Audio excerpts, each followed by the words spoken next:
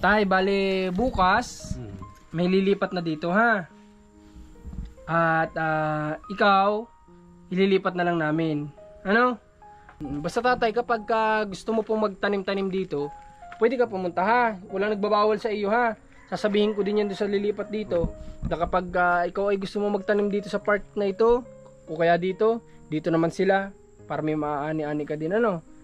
Since may beneficiary na tayo na ililipat dito, na pinahiram nga sa atin muna ito ni Commander, si Tatay Ben naman po, hindi natin ito po habayaan. Magandang araw po sa lahat ng mga kababayan natin, at ngayon ay sinamahan namin si Tatay Ben na magpagupit para po sa ganun ay maaliwalas yung kanyang itsura. At syempre may mga padala din si Commander sa kanya ng mga groceries, dala ni Rans, para nang sa ganun ay may pang-alalay si Tatay Ben sa kanyang pang-araw-araw. Ayan o, grabe, gwapo ni Tatay Ben. Tatay Ben, kamusta? Ayos na bin. Ayos naman? Ganda ng gupit mo, Tatay. Lalo ka nagwapo. Fernando po. Fernando po.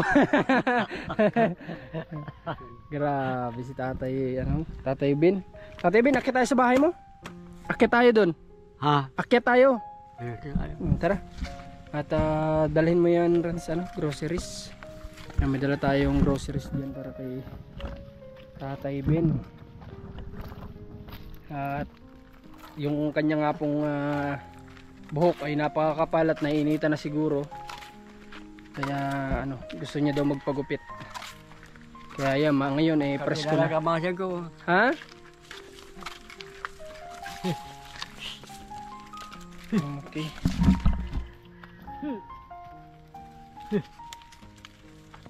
Parang pasira na tayo itong hawakan na.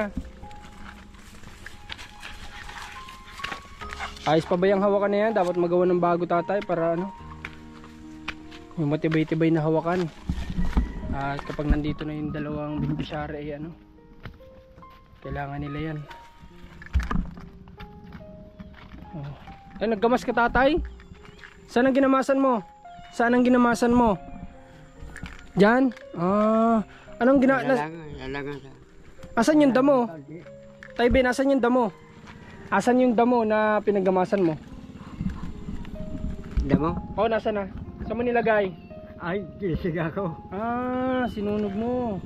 Ayos, para walang basura, Kasi babaw, lalagay ko doon. Tatay Ben, Tatay. Doon sa doon kabuti. Doon sa ilaas, kabuti. Sige. Panggulayin. Tatay Ben, ito grocery para sa'yo. Ha, padala ito ni Commander, ni Mrs. ha. At para daw may pangalalay ka ha. Yung mga pang-ulam dyan, kape, tapos mga pwedeng lutuin ha. Pasok mo po muna sa loob para baka mamaya ay mawala pa. Okay. So mga kabayan, si Tatay Ben po ay may sabihin tayo sa kanya mamaya. Alam naman na to ni Tatay Ben, pero i-remind lang po ulit natin sa kanya. Konti mawala. Ha? Konti mawala ito. Muntik mawala yung susi. Nakuha ko doon sa Buti tindahan. nakuha mo pa. Binigay sa akin, may tindahan. Buti na lang, Tatay, nakuha mo pa. Grabe ang wallet ni Tatay, oh. Ang lagayan ay plastic. Ko. Doon ko nadalhin, tago ko na dyan, oh. Hindi mo nadadalhin, baka mawala pa. Hindi. Alam ko naman, ilalagay ko dyan, oh. Ano, mahirap ko. Aso, yun lang. Okay. So mga kabayan, itong balkon. Dala yung bilhin siya. Itong balkon nila hindi pa rin hanggang sa ngayon magawa-gawa kasi nga po wala pa talagang karpintero na pwedeng gumawa dito. Iniisip nga namin na rin sa kami ang gumawa. Kaso nga lang, di namin alam kung paano. Pero gustong-gusto na po namin sana kasi bago malipatan ito, yari na ito. Kaso nga lang wala pa rin hanggang sa ngayon. Kasi dito po ang karpintero dito, iilan lang sila dito sa bayan na ito. Dito sa, ibig sabihin dito sa lugar namin na ito, ilan lang yung mga karpintero dito at may mga trabaho din. Kaya hindi naman natin pwedeng ipasingit kasi gusto nila tapos muna yung trabaho nila bago gumawa ng panibago. So which is yun yung goods naman talaga. Kailangan tapusin mo yung trabaho bago sa susunod na trabaho. Pasok mo tayo. Sige po.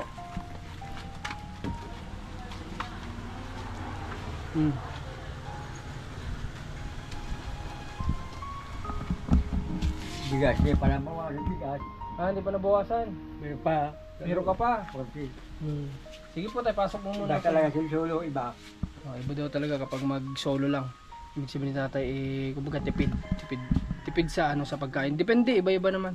May mga mag-solo na mas makinain. Meron din mga mag-solo na tipid lang talaga. Tatay, kamusta ka naman? Ha? Ay, sorry. Bakit hindi ka po ngayon nagtinda? Ha? Bakit hindi ka nagtinda ngayon? Nag-uwi ba ko sa hanap? Nag-uwi ka doon sa bahay mo?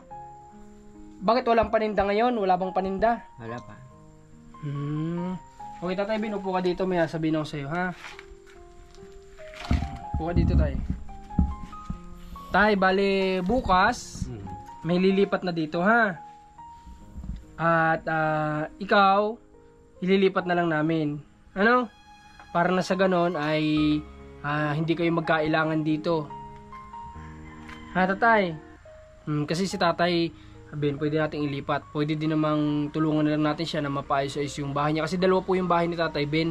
Yung isa pinuntahan namin, tapos may isa pa siyang bahay. Ilan nga ang bahay mo? Ilan? Dalawa po ang bahay ni tatay, Ben. So, ang kailangan lang siguro ay tulungan na lang. Ay, mga gamit Okay lang po yan dyan. Yan na lang. Opo, okay lang po yan dyan. Mga gamit ko. Kasi ito napag-usapan na po namin ito ni Tatay Ben nung nakaraan at siya po ang nag-offer sa akin. Sabi niya, kaya lang naman siya nandito kasi nga yung kaibigan niya na nakatira dati dito na pinabahayan ni Commander ay pinahabilin sa kanya. Kumbaga, sinabihan siya na ikaw na muna ang tumira dito. Tapos sabi nga niya, tumira siya dito kasi walang tao, kawawa naman daw. So sabi ni Tatay Ben, kapag may tao na ditong titira, ay pwede siyang ilipat na lang or doon sa kanyang bahay at tulungan na lang na maipagawa-gawa yung kanyang bahay kasi nga dalawa naman yung bahay niya na inuuwian. Kaya lang si tatay dito natutulog kasi nga walang naawa siya sa bahay, walang tao. Kasi yung dalawa niyang bahay, pumupunta siya doon every morning hanggang yung kapag wala siyang gawa, tapos yun, pumupunta lang siya dito pag hapon na, pag malapit na magdilim, kasi dito tinutulugan niya itong bahay. Okay lang naman sa itay. Ha? Kala ang kwan, lilipat. Bukas po tatay, bukas. Bukas. Okay tatay, bukas Ako ito ka mga gamit. Tapos bukas tayo, wag ka muna dito aalis, ha? Kasi wala kaming susi. Ha? Wala kaming susi. Yan mo tatay, hindi ka namin pababayaan, ano? Hindi ka namin pababayaan kahit na wala ka dito sa pabahay na ito, ay every time na may blessing kami, bibigay pa rin namin sa iyo, ha? Ang ganito, hintay ka yung bukas. Oo, hintayin mo kayong bukas, ha? Para maka. Sige po tatay. At kung ano maging desisyon ni tatay, kung siya magpalipat sa amin, pwede kasi siyang tumira sa apartment, pwede din namang dun sa kanyang tahanan nga. Kung saan siya komportable, na kay tatay Ben po yan nakabase kung saan siya magiging maayos sa tingin niya at kung saan siya mas makakilos ng mabuti, doon po natin siya ilalagay. Tatay, saan mo ba gusto? Apartment o sa bahay mo? Ang kwan ko, mabili akong kwan, yung paluko doon sa bahay ko, malaki. Lala ko paluko, tulo. Kailangan ng paluko. Ano ba ang bubong nun? Yero? Yero sana, masiluma. Sige tatay Ben, ganito? Ilang yero bang kailangan? Hindi ba yero? Bibiakin. Kaya paluko. Hindi nga. Kung papalitan yung bubong mo, gusto mo bang palitan yung bubong mo? Di na. Pawid na lang. Okay pa ba yun? Di bibilang kita, sasagutin ko na yun. Sagutin ko na yun, ha? Bibigyan kita bukas ng pambili, tapos palagyan natin, ha? Kasi yung sa pwesto ni tatay, bisa lang kita namin okay naman siya, kumbaga. Pero yung maliit ang bahay, doon muna ako. Kanino ba yun? Yung isang katabing bahay? Sa akin yun, din yun. Sa'yo din? Yung dalawang bahay pa lang, maayos pala yung bahay ni tatay. Sino nagpagawa nun? Pinagawa ko, pamangkin. May mga pamangkin pala si tatay na nagpagawa. Kaya pala sabi ko maayos yung isang bahay, maayos, wala lang gamit sa loob. Yung isa medyo maliit at medyo luma na. So doon daw muna siya tutuloy sa isa. Kasi kanya pala yung kaya pala walang tao parehas nung pumunta kami doon. Wala pala walang tao. Pamangkin. Tinutulungan ka ng mga pamangkin mo. tinutulungan ka ng pamangkin mo, tapos kami, tutulong pa kami sa'yo. Ano tatay? Okay, salamat tatay ha. Nagpapasalamat ako sa'yo kasi tinauhan mo itong bahay ni Commander ha. Itong pabahay niya. Kahit na magsolo ka lang dito, tinirhan mo pa rin. Ano tatay?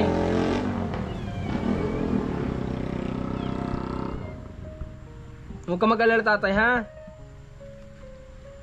Balat-balat ako, linisan ko na lang yan. Mga tanim ko. Oo tatay. Tsaka pwede ka pa rin naman dito pumunta-punta at anuhin mo yung mga tanim ha. Oo. Kung gusto mo, kung wala kang gawa, Oo. pagtanim ka dito, walang problema. Ano? Meron naman, may babantay, meron. Oo. Ayos yun, wala namang problema. Laman, mag-iinit siya. Di ba? Kung may mga tanim ka dyan na pwede mong maulam, syempre ikaw mag-ani nun. Kasi ikaw nagtanim nun ay ano? Ganito, papalit lang isda, pwede yun. Pwede yun. Oo. Tinan mo, madiskarte pa Palit si lang Tatay Bin isda. talaga. Oo. Kailangan nila, kamagahoy. Isda lang, dadalang isda. Doon ko marami ko tanim. Isda ang pinapalit. Di sawa kung isda, hindi lang ako maghanap. Tama. Okay. So sa mga nakapanood din kay Tatay Bin sa channel na ito ni Commander at dun sa mga nagpaabot din ng blessing kay Tatay Bin, maraming salamat po sa inyo dahil nakikita nyo rin yung sitwasyon ni Tatay Bin at kami naman po ay since may beneficiary na tayo na ililipat dito na pinahiram nga sa atin muna ito ni Commander, si Tatay Bin naman po hindi natin ito po habayaan. Siya po ay ilalagay natin sa maayos pa rin. Kung kailangan ipaayos yung bahay niya, mapaayos natin. At sabi nga niya, okay pa naman yung bubong. So, sasagutin ko yung yero na sinasabi niya doon sa ibabaw. Tapos, titingnan namin din kung ano pa yung pwedeng magawa doon o pwede pang itulong. May ilaw ka ba doon? Yung ilaw ba dito? Yung solar? Okay, sige. Dadali ko na doon. Gamitin mo na yan, ha? Kasi may mga ilaw din naman sila. Wala ka ilaw. Wala ko rin din. Maganda yung ilaw dito kasi panel yun na malaki. Tapos yung square yun. Yung talaga pang street light yun. Kaya malakas-lakas yun kapag ginamit ni Tatay Bin doon sa lupa niya na yun. Okay. So, paano kaya Tatay Bin yung mga aso dito? Asan yung mga aso dito? Dadali ko lang doon. Kaya, magdala ka na lang doon, ano? Kasi yung lilipat dito, may mga aso din sila, 4. Baka magrambulan. Ano? Dadali ko lang doon. Para may kasama ka din doon. Para may kung magdataw. At saka napamahal na rin siguro sa iyo yan, ano? Napamahal din kita Tatay Bin yung mga aso kasi yan ang may dala ka po siya. Wala na po ang daga. Wala na. Binabutas yung kwan, kabinit. Binubutas ng daga. Kaya naglagay ka ng pusa. Ano? Pero binabutas. Kailangan lang pala ito mga kabayan na yan, no? Plastic. Binabutas talaga. Okay. So, ayun. Tingnan natin sa likod. Tatay Bin, tara sa likod. Tingnan natin sa likod. Kailangan may dala sila. Ha? May dala sila. Hayaan mo tatay at mahilig din mag-ilaga yung lilipat dito. Sana yung mga habol ng daga yun. Oo. Dito tayo sa likod. Dito, kung may naglipat, Dito. iyo ko na dito. Po tatay.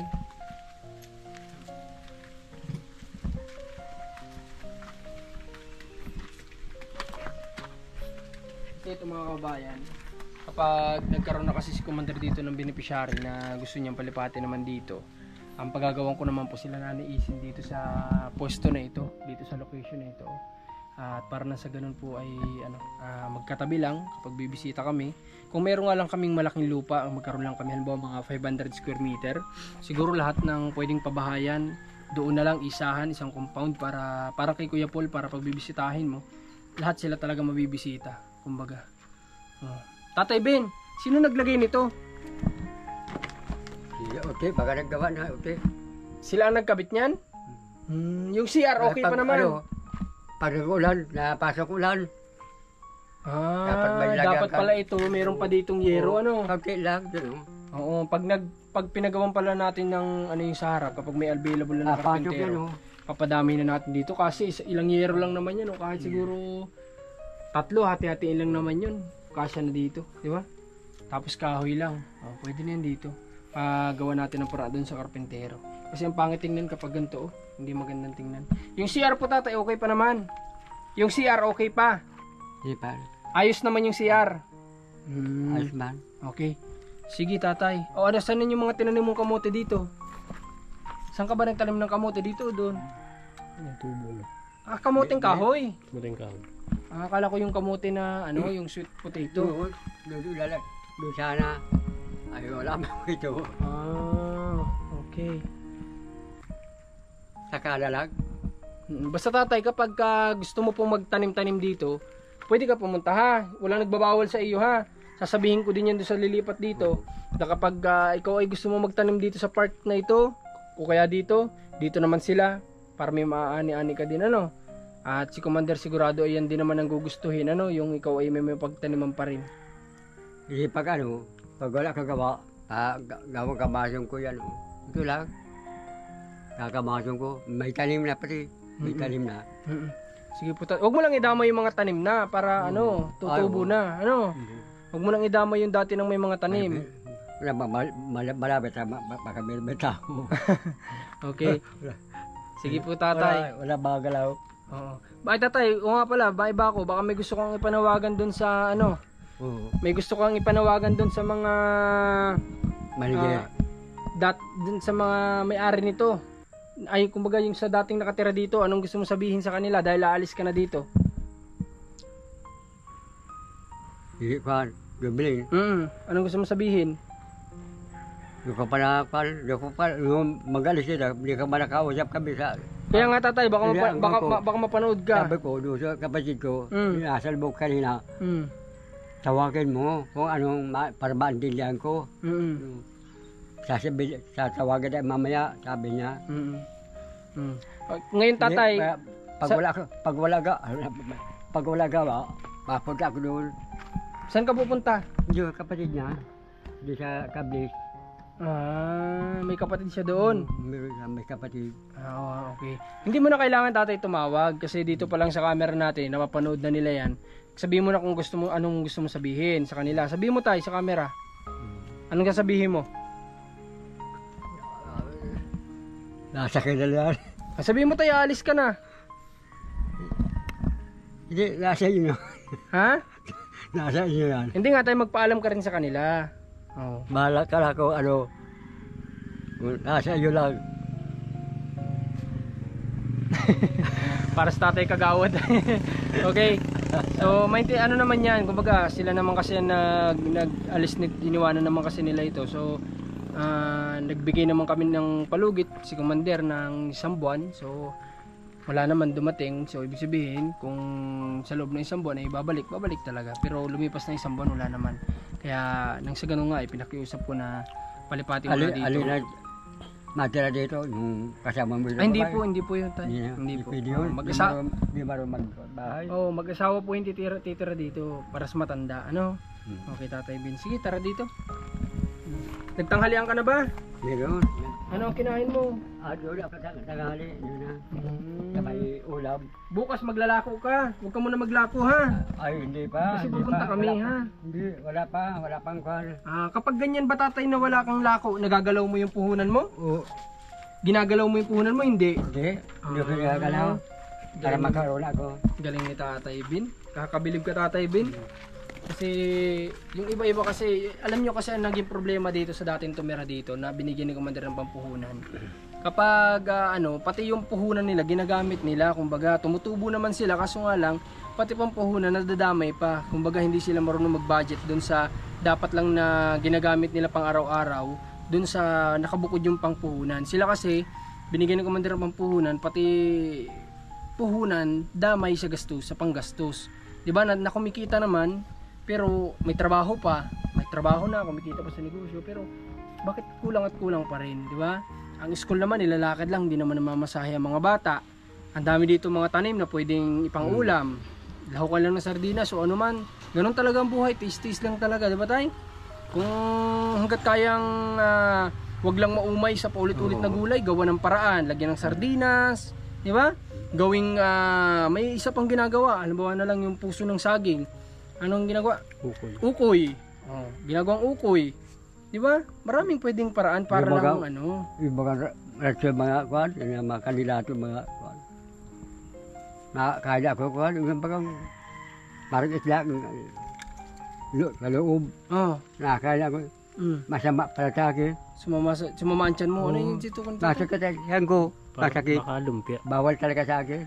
Binigay ko iba. Lumpia? Oo. Yung nakabalot? Yung dilata. Dilata. Tapos, sumakit ang tiyan mo. Ibinigay mo na lang sa iba. Kasi iba ko sa... Ay, sabi ko hindi na mauto. Sardinas o hindi? Hindi, sarili, hindi. Ibang dilata. Para may, turingan na, parang turingan. Baka yung Oo. 552 na. Oo. Baka hindi Baka sanay. masama para Hindi sa sanay akin. ang tiyan ni tatay. Nahina ako. Huwag mo na ulitin yun. Hindi, Huwag ka nakakain ulit binigay nun. ko, mga kapatid ko. Lexin oil yata. O kaya. Okay, huwag ka na ulit magkain nun ha, Tatay Ben. Okay, sige po. Tatay Ben, sa ngayon, bukas, magkikita ulit tayo dito ha. Tapos, Bukas, pag nailipat na namin dito, Tatay Ben, pupunta kami dun sa inyo. Titingnan namin yung location, yung kung ano yung pwede pang gawin sa bahay mo ha. Para kung ano pa yung pwedeng maitulong sa'yo, bibigyan ka namin ng gamit. Ano, Tatay Ben? May pwede bang gumawa? Kasi kami, wala talaga kaming karpinterong maibibigay. Sino ang gagawa? Hindi. Marami ako kuwala itusan, marami ako mautusan. Mga pamangkin mo? Okay. Sige. Kami kasi mga kabayan, hindi ako makakapangako kay Tatay Ben na makakakuha tayo ng Basta karpintero. iba Kasi ta- ito nga, di pa nagagawa. Kasi iba tao, malapit sa akin mga tao doon. Malapit sa iyo.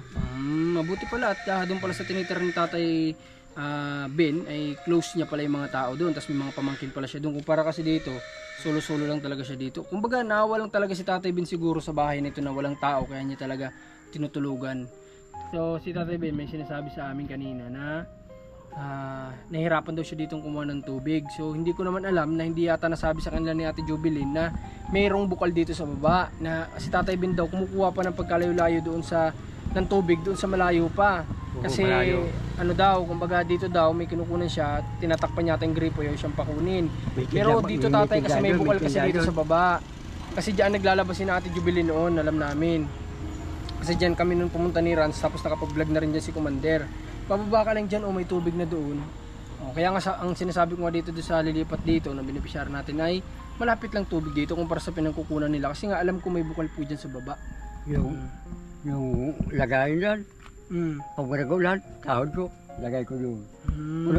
Bakit hindi sa'yo sinabi na mayroon dyan? Hindi sa'yo sinabi? Pwede magaligo, hindi pwede. Oo, kasi ulan yun. Tatay, bakit hindi sa'yo sinabing may kuhaan ng tubig dyan? Hindi nila sa'yo sinabi? Sila Ate Jubilin, hindi sa'yo sinabi? Wala, di ba ako sinabi sa akin? Walang sinabi. Okay. So kaya pala ang layo ng tinatabuan mo, kaya pala minsan kapag pupunta kami dito, nung mga last time pa, nakikita namin si Tatay Ben doon, may daladalang tubig doon. Yung pala, doon siya. Ayaw ako pagkuhanin. So, may gripo pa dun. Oo, yung layo noon. Ayaw ko pagkuhanin, mag-ibat, ayaw na. Sila lang.